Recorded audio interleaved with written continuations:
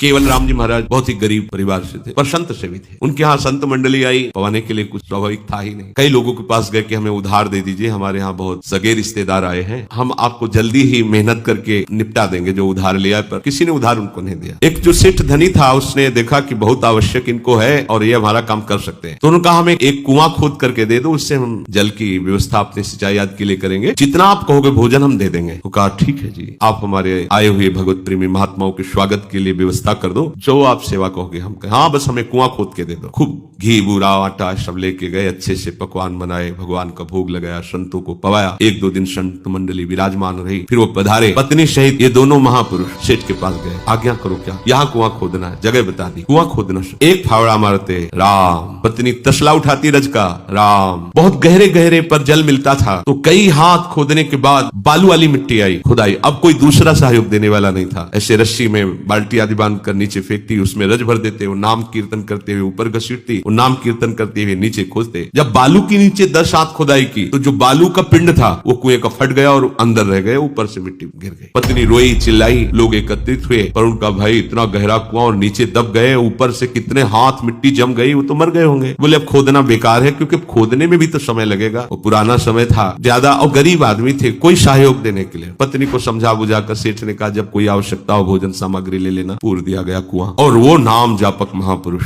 1 महीने बाद वहां से राजा की सवारी निकली, तो आवाज आ रही थी राम राम राम। तो भक्त हृदय थे, उन्होंने कहा ये आवाज कहां से आ रही। तो उनके अंग पार्षदों ने तत्काल खोज की आवाज की, तो बोले महाराज ये आवाज यहां से आ रही। तुरंत उस नगर के लोगों को बुलाया गया। हाँ, बोले यही कुआं था, इसी कुआं में तो दब गए हैं केवल राम जी। पूरी घटना बताई, तो उन्होंने तत्काल आदेश किया राज सैनिकों को, तत्काल मिट्टी हटाई जाए। 1 महीने बाद मिट्टी हटाई गई। जैसे जैसे वो मिट्टी हट, वो तो राजा है, उनके लिए कोई बड़ी बात थोड़ी, हजारों आदमी लग गए आज्ञा पर। जब वो बालू की मिट्टी हटी है, तो जहां केवल राम जी बैठे थे वहां गुफा बनी हुई थी, एक भी बालू का कण भी झड़ के नीचे नहीं गिरा हुआ था। और जब खोले गए तो देखा समीप निर्मल जल का घड़ा और सुंदर भोग प्रसाद ताजा उनके पास, और आराम से नाम कीर्तन कर रहे थे। पर ऐसे होने की जगह नहीं थी। 1 महीना हो गए थे, झुके झुके टेढ़ी हो गई थी थोड़ी मेरुदंड। उनको निकाला गया। राजा आश्चर्यचकित होकर उनके चरणों में गिर गया। ये कैसे हुआ? बोले मुझे कोई कष्ट नहीं था, प्रतिपल मेरे भगवान वहां दुलार कर रहे थे और भूख मिटाने के लिए सुंदर भगवत प्रसाद मिलता।